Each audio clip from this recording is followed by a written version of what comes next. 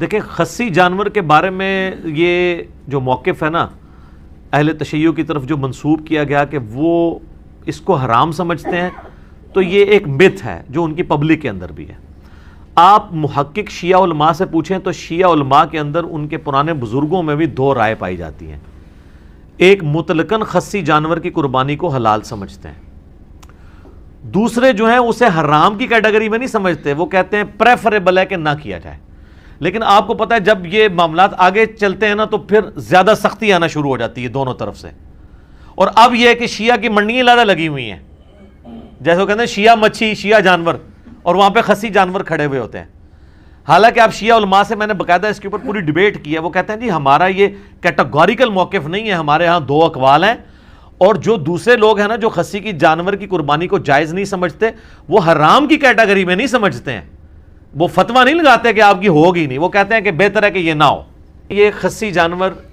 کو عیب کے طور پر جن لوگوں نے دلیل کے طور پر پیش کیا ہے تو اس کی اصل دلیل تو ہے قرآن حکیم میں، سورہ نساء کی آیت نمبر 119، جس میں آتا ہے کہ شیطان نے کہا تھا کہ میں لوگوں کو ابھاروں گا کہ یہ جانوروں کے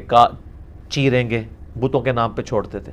اس میں آگے الفاظ ہیں وَلَآمُرَنَّهُمْ فَلَيُغَيِّرُنَّ خَلْقَ اللَّهِ، میں انہیں ضرور ابھاروں گا کہ تیری بنائی ہوئی تخلیق کو یہ بدلیں گے۔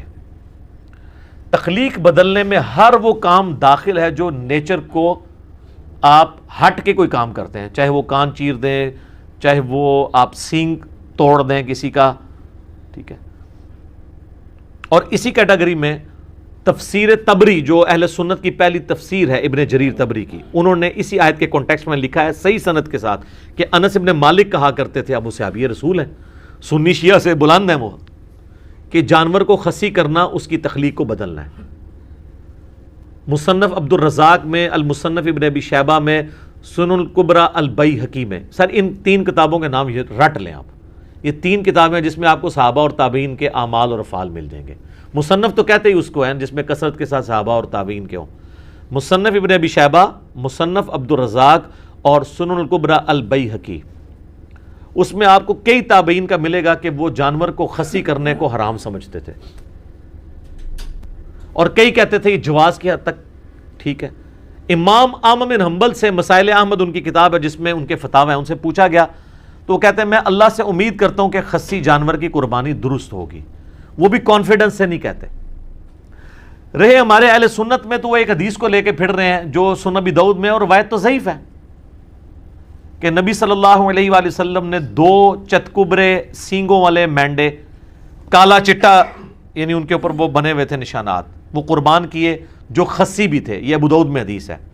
اس کا ایک حصہ تو صحیح مسلم میں ہے کہ آپ علیہ السلام نے دو چتکبرے مینڈے سینگوں والے قربان کیے، اور آپ نے ان کو پہلو کے بل لٹا کے ان پہ پاؤں رکھ کے بسم اللہ واللہ اکبر تکبیر پڑھ کے ان کو ذبح کیا۔ اور مسلم شریف میں الفاظ ہیں، آپ نے ساتھ یہ بھی کہا اللہم تقبل من محمد و آل محمد و امت محمد، اے اللہ اسے قبول کر لے محمد، آل محمد اور امت محمد کی طرف سے صلی اللہ علیہ وآلہ وسلم اجمعین۔ تو اس حدیث کہ یہ الفاظ تو بخاری مسلم میں ہے، یہی حدیث ابو داؤد میں آتی ہے نا، اس میں خصی کے الفاظ بھی ہیں کہ دو سینگوں والے چتکبرے اور خصی، لیکن وہ روایت ضعیف ہے، اس میں محمد بن اسحاق مدلس ہیں اور ان سے روایت کر رہے ہیں اور سما کی تصریح نہیں ہے، اس لیے یہ حدیث مشکات میں جب آئی ہے نا 1461 نمبر ہے مشکات میں 1461۔